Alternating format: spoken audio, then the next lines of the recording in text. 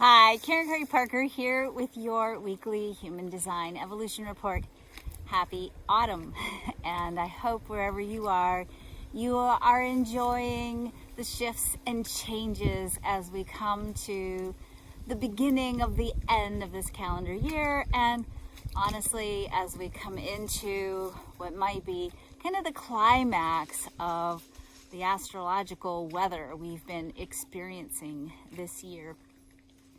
I want to take a minute this week and talk about the Gate 51, which is the gate that's being highlighted by the energy of our Earth this week. And as you may know, whatever our Earth is highlighting is what we need to ground us, to keep us rooted and strengthened in order for us to fulfill the next step of what the sun is bringing us, or the sun is inviting us to act upon. So the 51 is an energy that is very interesting as a grounding energy, because it's certainly not an energy that I would ever say, if I looked at all of the archetypes in the chart, is like the most grounding energy possible. The Gate 51 is in traditional human design called the Gate of Shock. In quantum human design, we call it the Gate of Initiation. The reason why I want to talk about this gate, even though it's not our solar gate, is that this is a gate that's going to play a role on the main stage for the rest of the year for the most part. It's going to show up and be highlighted by different planetary positions, most notably by Mars as we get closer to November and election season in the United States. Mars, as you know, is one of the planets that's associated with tension and war and fighting and the things we need to master in our immature expressions in order to move into our more mature expressions of who we are. It's a place where we need growth, and a place where we oftentimes also initiate new beginnings and new understandings. This energy is always paired, when we look at the Sun-Earth pairs or the crosses across the human design mandala, this energy is always paired with the Gate 57. So our sun is being highlighted by the Gate 57, which is the gate of intuitive awareness. It's where the depth of our instinct and our natural sort of survival energies and pulses and our intuitive connection to what needs to happen for us to endure and survive and have the knowledge and the resources available to be able to, in the moment, respond to what's necessary to stay alive and to ultimately kind of know what to do and to be connected to the sense of right timing around not only staying alive, but organizing ourselves around new principles and new thoughts, new ideas that keep us moving forward individually and collectively in the world. We can't have this quality of intuitive awareness, this is what the sun is bringing us this week, if we don't figure out what to do with this 51 energy, this earth energy that promises to shake up our foundation, to be a phenomenal pattern disrupting energy. This is energy that can really pull the rug out from under our feet, if you will. It's totally the embodiment archetypically of the potential for the unexpected.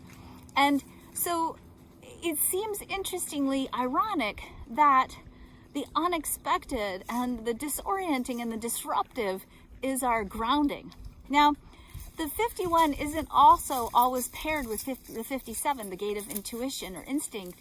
It's also the electromagnetic to the Gate 25, which is the place where we are connected to source. It is a place where through initiation, we die to our ego and emerge fully embodied in our higher expression of our purpose. And, of course, connected to our deepest, most ancient, most powerful and personal expression of source. It is the place where we take our direction from our connection to source. So it is this sort of cosmic cattle prod of the 51 that promises to initiate us into this deeper connection with source, this direction that will take us into a place where we are in our right alignment, in the fullest expression of who we are, in the expansion of all that we are as human beings, as source beings, as light beings in human stories. So there's a certain amount of instinctual energy associated with shock and sort of a deeper, more cosmic instinctual energy, if you will, associated through this 21 that basically says this.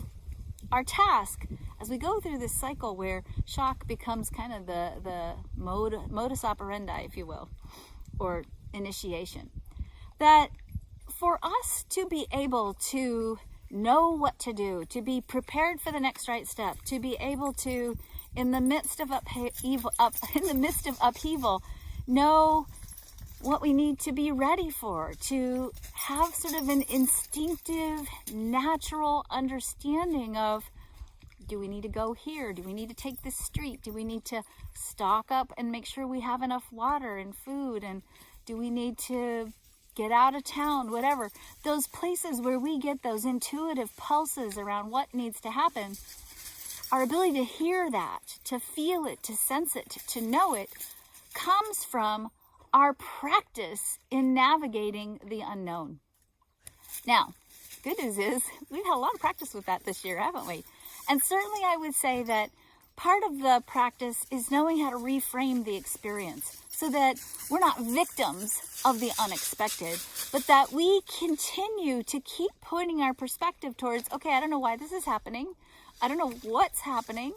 I don't know how to interpret all of this upheaval, but I do know this.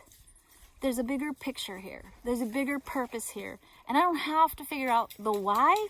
I simply need to stay connected to who I am, my higher purpose, and to source, and to have a practiced response to that, to know that maybe I can't control whatever might be falling apart around me.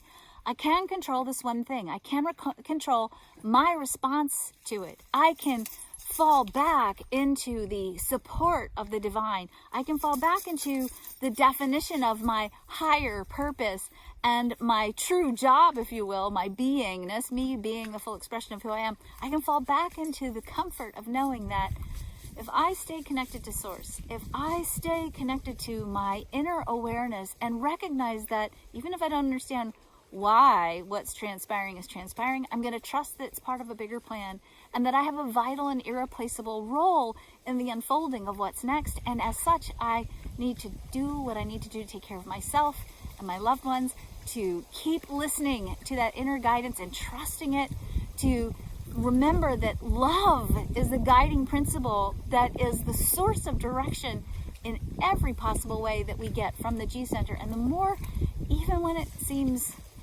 completely mysterious and unknown, the more we look at that and the more we can say, okay, love's got this, source has this, I'm just going to keep listening and stay connected and trust that as long as I maintain and sustain that connection to that deeper place of awareness, I'm going to know what's next. I'm going to know how to manage what's next. I'm going to know how to manage myself within the context of what's next.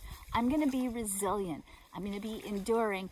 And I'm going to be able to serve as a light for those people who maybe forgot to get their direction from source.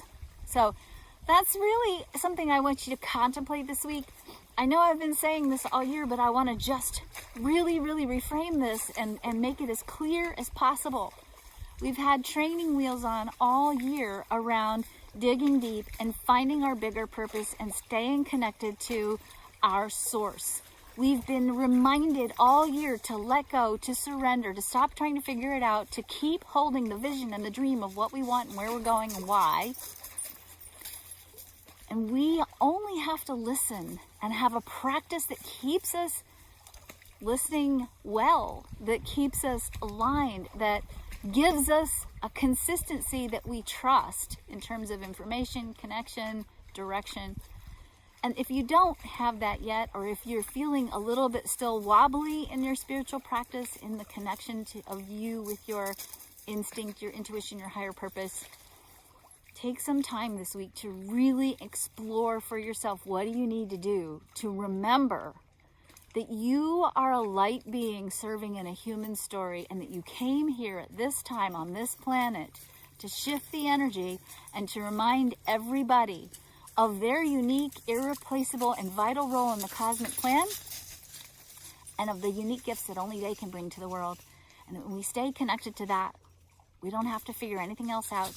You don't have to be worried that you're going to miss the cues and the clues. You don't have to feel disappointed because a big flaming angel isn't showing you the right way. You already have everything you need within you. You already have the information you need from Source. You just have to remember to stop and listen and keep your eye on the prize. That's it. Have a great week. We'll probably be revisiting this message a couple of times over the next couple of weeks. Take good care of yourselves and trust yourself. It's not fear if you're getting the message to prepare. That's instinct. Trust it. Bye.